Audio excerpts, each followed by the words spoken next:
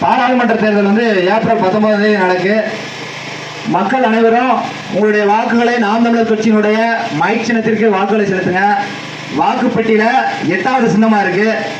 வேட்பாளர் வேற யாரும் இல்ல, இந்த மண்ணில் பிறந்தவர் தான் மதிவாணன் அவர்கள் தான் வேட்பாளராக இருக்காங்க. தென்காசி பாராளுமன்ற தொகுதியினுடைய வேட்பாளராக நரசிம்மன் அவர்களால் நியமிக்கப்பட்டிருக்காங்க. அவர் மதிவாணன் அவர்கள் நான் சொல்லணும்னு அவசியம் இல்லை. இந்த பகுதியில் பிறந்தவங்க. அவங்க அப்பாவுக்கு இந்த ஊர் தான். அவங்க அப்பாவுடைய பேர் சந்திரன் அப்படிங்கிறது எல்லாருக்கும் தெரியும்.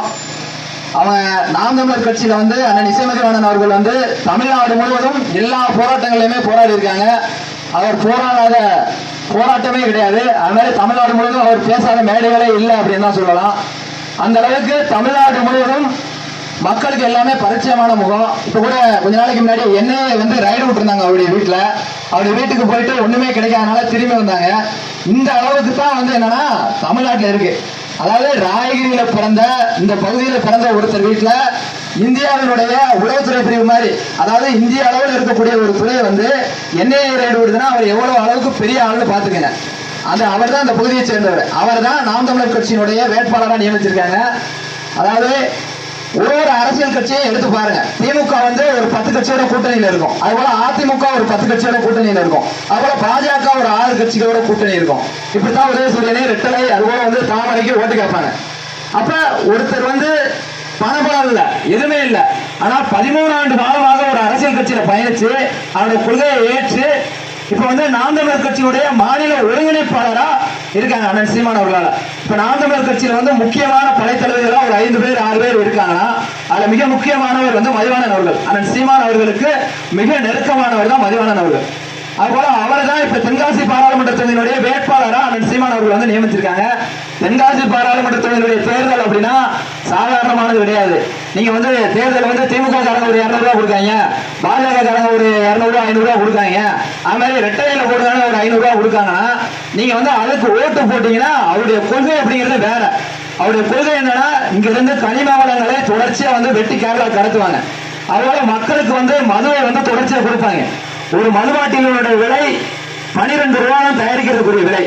அதனுடைய அடக்கமா 20 ரூபாய் தான் வரும். ஒரு மதுபான பாட்டு தயாரிச்சு விற்பனைக்கு வர்றதுக்கு 20 ரூபாய் தான். அந்த 20 ரூபாய் சாணி தண்ணியை தான் மக்களுக்கு 180 ரூபாய் 170 ரூபாய்க்கு டாஸ்மாக் கடையில விற்கிறாங்க. அந்த மதுபான பாட்டுல என்ன இருக்குன்னா வேதி பொருட்களும் போதை பொருட்களையும் கலந்துருக்காங்க. அதை குடிச்சோம்னா மக்களுடைய உடல்ல இருக்கக்கூடிய குடல், கிட்னி, லிவர் எல்லாமே ஃபெயிலியர் ஆகி 80 வயசு 100 வயசு இருக்க வேண்டியவங்க 40 வயசுல இறந்துருவாங்க. அவ்வளவு போதை பொருட்களை தயாரிக்கிறாங்க. அது தயாரிக்கக்கூடியது திமுகவை சேர்ந்தவங்க தான் தயாரிக்கிறாங்க. திமுக அதிமுகவை சேர்ந்தவங்க அவ்வளவு பாஜகவை சேர்ந்தவங்க தயாரிக்கிறாங்க. அதை மக்களுக்கு விற்பனை பண்றாங்க. அப்ப போதை பொருளை விற்கிறாங்க. இப்ப கஞ்சாவை கூட தமிழ்நாடு முழுவதும் கஞ்சா விற்பனை ஆகுது. ஜாபர் சாதிக்குன்னு ஒருத்தர் திமுகவை சேர்ந்தவர் ஜாபர் சாதிக் அப்படிங்கிறவரு 2000 கோடிக்கு போதை பொருளை கடத்திருக்காங்க. யாருன்னா திமுகவை சேர்ந்தவங்க. அவருக்கு கடத்துறது யார் அப்படின்னா பாஜக. நீங்க தாமரை சின்னத்தை ஒட்டிருக்காங்க இல்லையா, அவங்க தான் போதை பொருளா குஜராத் மாநிலத்தில் கடத்திக்கிட்டு இருக்காங்க. அங்க இருக்கக்கூடிய துறைமுகங்கள் வழியா இப்படித்தான் அவங்க இருக்காங்க. போதை பொருள் கடத்துறது, போதை பொருளை நேரடியாக மக்களுக்கு விற்பது இப்படிதான் இருக்காங்க. ஆனா ஒரு தூய அரசியல் கட்சியில, மண்ணுக்கும் மக்களுக்குமான ஒரு அரசியல் கட்சியில பயணிக்கக்கூடிய அண்ணன் இசைமதிவாணன் அவர்கள் எப்படிப்பட்டவர் அப்படின்னு எடுத்து பார்த்தோம்னா தமிழ்நாடு முழுவதும் இந்த கூடங்குளம் அணுமின் நிலைய போராட்டம், ஸ்டெர்லைட் போராட்டம், அதோட பக்கத்தில் இருக்கக்கூடிய மடுகுப்பட்டியில் உண்ணாவிரதம் இருந்து 10 நாட்கள் போராடி ஒரு மதுக்கடை அடைச்சிருக்காங்க. அங்க இருக்கக்கூடிய பெண்களுக்கு இடையூறா இருந்தது. இங்க பள்ளிகள்ல ராயர்ல படிச்சுட்டு மடுகுப்பட்டிக்கு போகக்கூடிய மாணவிகளுக்கு இடையூறா இருந்தது. கலெக்டர் வரைக்கும் போய் அடைக்க முடியாது. இதுல 10 நாளா போராடி 2 நாட்கள் தண்ணீர் கூட குடிக்காம உண்ணாவிரதம் இருந்து அந்த மதுக்கடையை அடைச்ச மது ஒழிப்பு போராடி தான் அந்த இசைமதிவாணன் அவர்கள். அவருடைய சின்னத்திற்கு, மைக் சின்னத்திற்கு மக்கள் வாக்கு செலுத்தணும். அவர் யாருன்னு தெரியும். இந்த பகுதியை சேர்ந்தவங்க தான். அவங்க அப்பா சந்திரன் அப்படின்னா அவங்க அப்பா அவருடைய வேட்புமனு தாக்கல்ல கூட இந்த பகுதி தான் அவருடைய இதுல மென்ஷன் பண்ணிருக்காங்க. அவங்க ஜெயிச்சாங்கன்னா இந்த பகுதிக்கே மிக பெருமையா சேரும். ஏன்னா தென்காசி பாராளுமன்ற தொகுதியில திமுக வேட்பாளர் 100 கோடிக்கு மேல செலவு பண்றாங்க. அந்த எம்பி சீட்டுக்கு ஐயா ஸ்டாலின் அவர்கிட்ட 8 கோடி ரூபாய் கொடுத்துதான் எம்பி சீட் வாங்கியிருக்காங்க அந்த வேட்பாளர் திமுக சேர்ந்தவங்க. அதுபோல இன்னும் தேர்தலுக்கு பணம் கொடுப்பாங்க. இப்ப 100 கோடிக்கு மேல செலவு பண்றாங்க. இப்ப பல ஆயிரம் கோடியில, பல கோடியில, 11 கோடியில செலவு பண்ணி தேர்தலை சந்திக்கிறாங்க.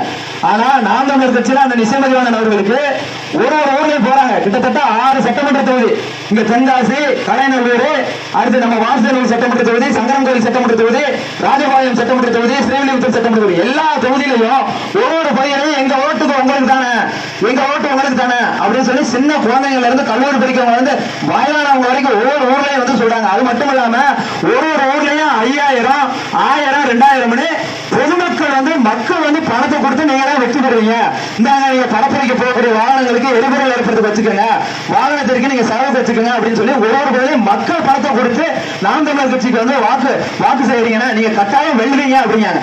இங்க இருக்கக்கூடிய எல்லா பகுதிகளுக்கும் நாங்க போயிருக்கோம். அண்ணன் வந்து இந்த வாசகநல்லூர் மட்டுமில்ல எல்லா சட்டமன்ற தொகுதிகளிலுமே அண்ணன் இசைமதிவாணனுக்கு செல்வாக்கு அப்படிங்கிறது அதிகமா இருக்கு.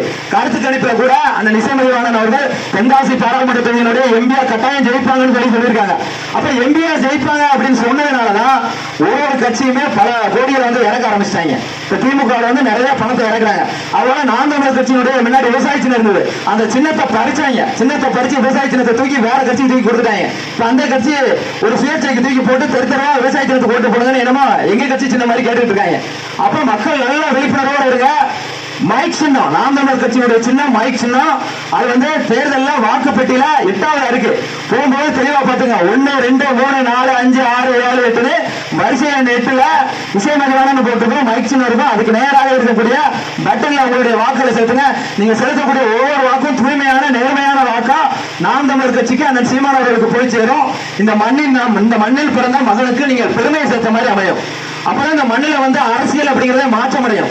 ஏன்னா இவ்வளவு நாள் இருக்கக்கூடிய அரசியல் அப்படிங்கிறது இந்த குழந்தைங்க எல்லாம் வாழ்ந்து வந்தாங்கன்னா என்ன சொல்லுவாங்க, நீங்க பணம் கொடுத்தாலும் வாங்கிட்டு ஓட்டு போட்டீங்கன்னா எங்க அப்பா அம்மா வந்து தேர்தலுக்கு வந்து பணம் கொடுப்பாங்க, 200, 500 பணம் கொடுப்பாங்க, பாட்டில் கொடுப்பாங்க, அதை வாங்கிக்கிட்டு ஓட்டு போடுறதுதான் தேர்தல் அப்படிங்கறத அடுத்த தலைமுறைக்கு கடந்துடுவாங்க. அதை மக்கள் சிந்திக்கணும். அரசியல்லாம் அது இல்ல. நாம் தமிழர் கட்சியில என்ன சொல்றாங்க, படிக்கக்கூடிய குழந்தைகளுக்கு கல்வி அப்படிங்கிறது ஆரம்ப கல்வி முதல் ஆராய்ச்சி கல்வி வரைக்கும் தரமா இலவசமா கொடுக்கணும்.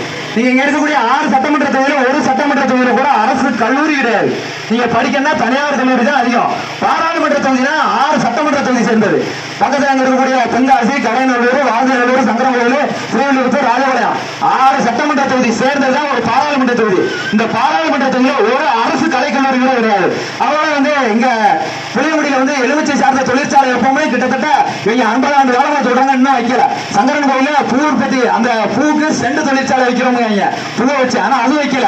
பக்கத்தில் இருக்கக்கூடிய செம்பவல்லி அணை வந்து 32 ஆண்டு காலமா அது வந்து தீர்க்கப்படாத பிரச்சனையா இருக்கு. அதை கேட்டா கேரளாவில் வந்து அதனுடைய உரிமை வந்து கேரள அரசு இருக்குங்க. அவங்க கிட்ட கேட்டோம்னா அது வந்து பாதுகாக்கப்பட்ட வனப்பகுதியில கட்டுமான பணிகள் மேற்கொள்ளக்கூடாதுங்க. அப்ப எந்த ஒரு அரசியல் கட்சியுமே அதை வந்து சரி செய்யற மாதிரி இல்லை. செம்பவல்லி அணையினுடைய உடைப்பு ஏற்பட்டு கேரளாவை நோக்கி அந்த தண்ணி வீணா போயிட்டு இருக்கு. கிட்டத்தட்ட 4 மாவட்டங்களினுடைய குடிநீர் ஆதார பிரச்சனை. இங்க இருக்கக்கூடிய தென்காசி மாவட்டம், திருநெல்வேலி மாவட்டம், தூத்துக்குடி மாவட்டம், பக்கத்தில் இருக்கக்கூடிய விருதுநகர் மாவட்டம், 4 மாவட்டங்களினுடைய குடிநீர் பிரச்சனை தீராம இருக்கு. தண்ணி கிடைக்காம விவசாயம் இல்லாம இருக்காங்க. அப்ப இங்க வந்து கம்யூனிஸ்ட் வந்துருச்சு, காங்கிரஸ் வந்துருச்சு, பாஜக வந்துருச்சு, அவங்க வந்து திமுக வந்துருச்சு, அதிமுக வந்துருச்சு, எதுவுமே தீர்த்து வைக்கல. மக்களுக்கு சாராயத்தை ஊற்றுவான். இங்க இருக்கக்கூடிய மலைகளே வெட்டி கிடத்துறாங்க. இப்ப மலைகளை வெட்டி கிடத்துற அவனுக்கு ஏன் அணைய கட்ட முடியல? ஆனா இங்க திமுகவும் காங்கிரஸும் கூட்டணியில் இருக்கு. ஆனா பினராயி விஜயன் கேரளாவில் பேச மாட்டாரு. காரணம் என்னன்னா எல்லாம் அரசியல் தான். 39, 40 எம்பி திமுக இருந்திருக்காங்க. ஒரு தடவை கூட அந்த மக்களுடைய பிரச்சனையை சரி செய்யல. இந்த பகுதியில் ஒண்ணுமே பண்ணல. அதனாலதான் பெண் வேட்பாளர் நிறுத்துறாங்க. அப்ப மக்கள் வந்து உதயசூரிய திட்டத்துக்கு ஓட்டு போட்டீங்கன்னா மக்களை குடிநீராளர்களா மாற்றுவாங்க, கனிமவள கொள்ளை அடிப்பாங்க. அதனால அதிமுகவுக்கு போட்டாலும் அதேதான். அப்புறம் நீங்க பிஜேபிக்கு போடுற, தாமரைக்கு போடுறனாலும் அதேதான். ஏன்னா அண்ணன் கிருஷ்ணசாமி அவர்கள் வந்து அதுல கிருஷ்ணசாமி அவர்கள் வந்து முதல்ல பாஜகவில் இருந்தாங்க. பாஜகவில் இருக்கும்போது என்ன சொன்னாங்கன்னா அவருக்கு சீட்டு கொடுப்பாங்க, எம்பி சீட்டு அப்படின்னு சொல்லி ஐயா வந்து பாஜகவில் வந்து பயணம் பண்ணிக்கிட்டு இருந்தாங்க. என்ன ஆகி போச்சுன்னா அவங்க வந்து சீட்டு கொடுக்க மாட்டேன்னு சொல்லிட்டாங்க. சொன்ன உடனே ஐயா வந்து அதிமுகவுக்கு வந்தாங்க, அங்க ரிட்டர்ன் சீட்டு கொடுத்தாங்க. அப்ப ஐயா ஜான் பாண்டியன் அவர்கள் வந்து பாஜகவுக்கு வராங்க, அந்த சீட்டு கொடுத்துட்டாங்க. அப்ப இந்த அரசியல் அப்படிங்கிறது ஒரு திமுகவா 10 கட்சி கூட்டணி, அதிமுகவா 10 கட்சி கூட்டணி, பாஜகவா ஒரு 10 கட்சி கூட்டணி. அதான் அரசியல் நினைக்கிறேன். அது அரசியல் இல்ல.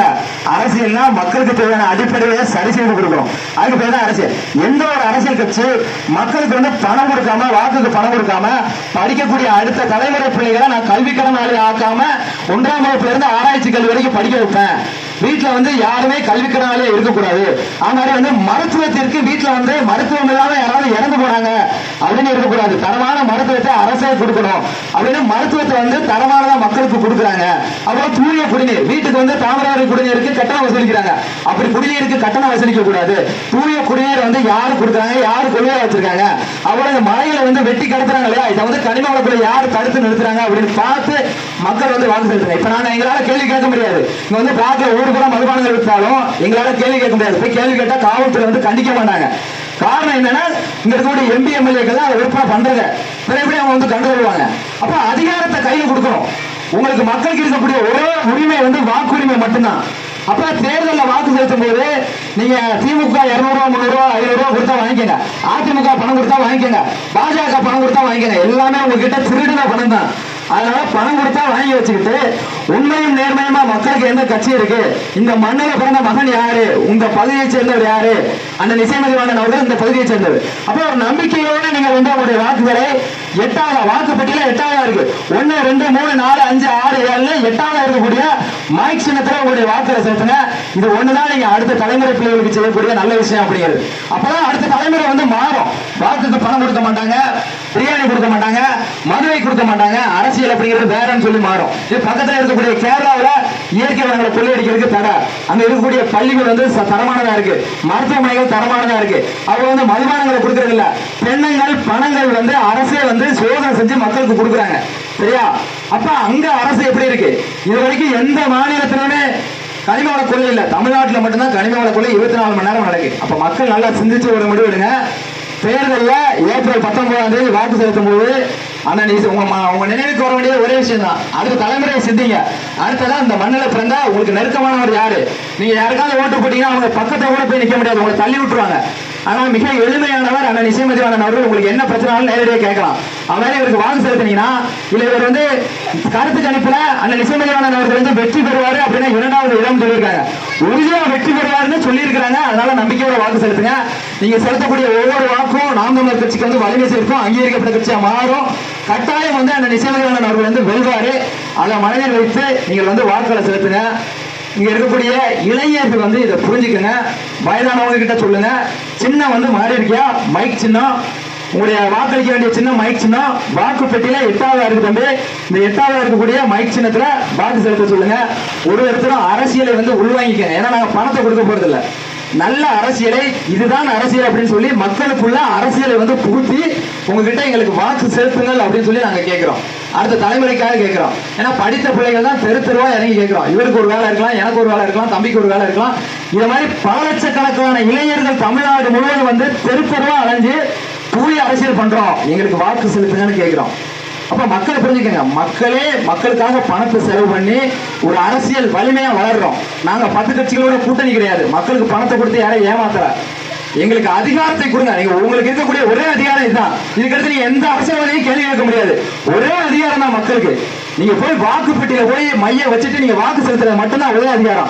அதுக்கப்புறம் நீங்க எந்த அரசியல்வாதியை பார்த்து ஒரு கேள்வி கூட கேட்க முடியாது. என் பிள்ளைக்கு கல்வி இல்லனோ, மருத்துவமனை சரியில்லைனோ, ரோடு சரியில்லைனோ எதுவுமே உங்களால கேட்க முடியாது. அதனால உங்களுடைய உரிமையை சரியா செலுத்துங்க, நேர்மையா செலுத்துங்க. ஆனா நிசைமதிவாணனுக்கு, இந்த மண்ணில் பிறந்த மண்ணின் மகனுக்கு செலுத்துங்க. வாக்குப்பெட்டியில போன உடனே நீங்க உங்களுக்கு 1 2 3 8ஆவது இருக்கக்கூடிய மைக் சின்னத்துல உங்களுடைய வாக்குல செலுத்துங்க. மீண்டும் ஒரு முறை நல்லா நினைவுல வச்சுக்கோங்க. நீங்கள் வாக்கு செலுத்த வேண்டிய சின்னம் மைக் சின்னம், மைக் சின்னம், மைக் சின்னம். 8ஆவது சின்னமா இருக்கு. 8ஆவது நம்பர் போட்டு வரிசையில் போட்டு இசைமதிவாணன் போட்டு மைக் சின்னம் இருக்கும். அதுக்கு பக்கத்தில் இருக்கக்கூடிய பட்டன்ல உங்களுடைய வாக்குகளை செலுத்துங்க. நன்றி, வணக்கம்.